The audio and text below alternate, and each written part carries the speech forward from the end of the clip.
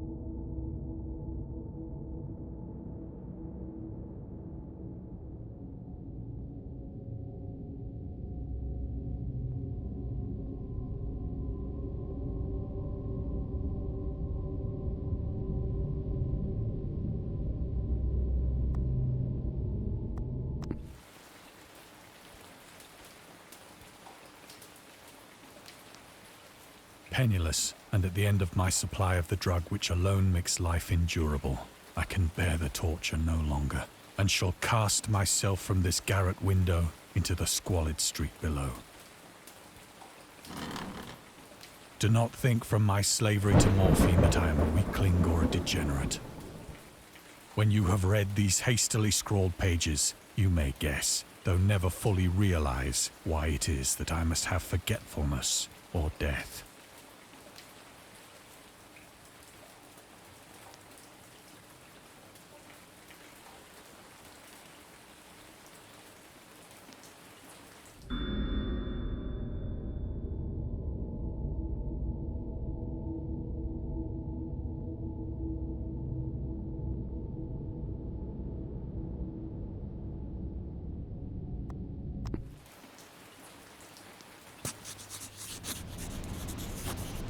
It was in one of the most open and least frequented parts of the broad Pacific that the packet of which I was supercargo fell a victim to the German sea raider.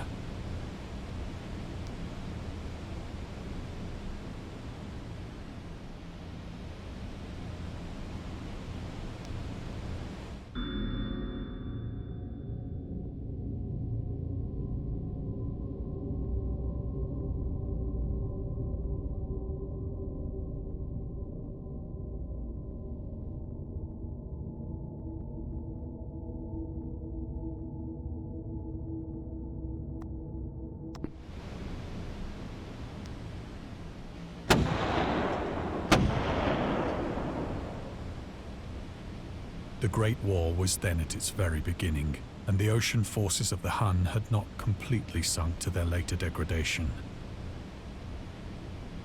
So that our vessel was made a legitimate prize, whilst we of her crew were treated with all the fairness and consideration due us as naval prisoners.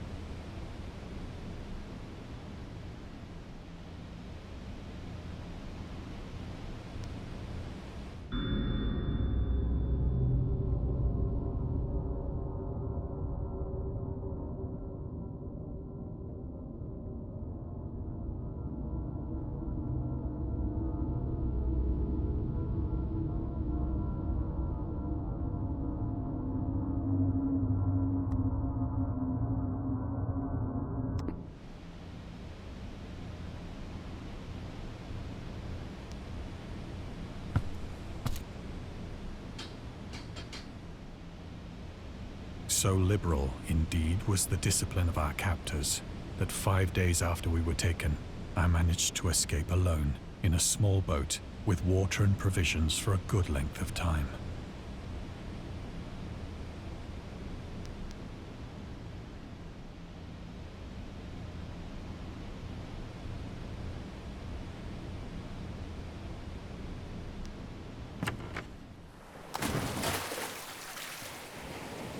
When I finally found myself adrift and free, I had but little idea of my surroundings. Never a competent navigator, I could only guess vaguely by the sun and stars that I was somewhat south of the equator.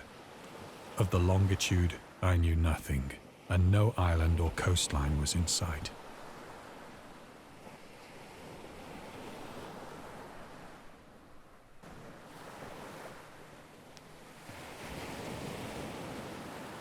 The weather kept fair, and for uncounted days I drifted aimlessly beneath the scorching sun, waiting either for some passing ship or to be cast on the shores of some habitable land.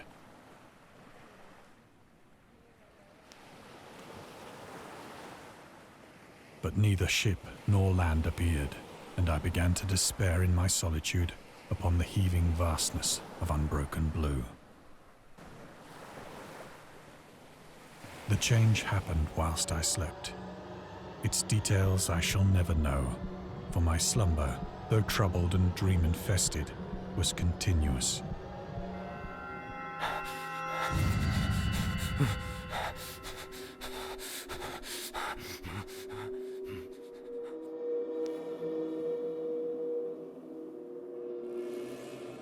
When at last I awoke, it was to discover myself half sucked into a slimy expanse of hellish black mire, which extended about me in monotonous undulations as far as I could see, and in which my boat lay grounded some distance away.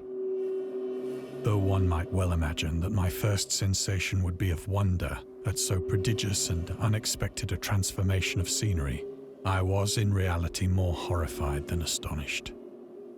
For there was in the air and in the rotting soil a sinister quality which chilled me to the very core.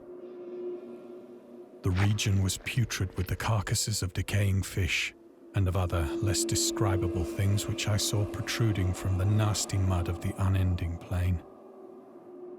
Perhaps I should not hope to convey in mere words the unutterable hideousness that can dwell in absolute silence and barren immensity.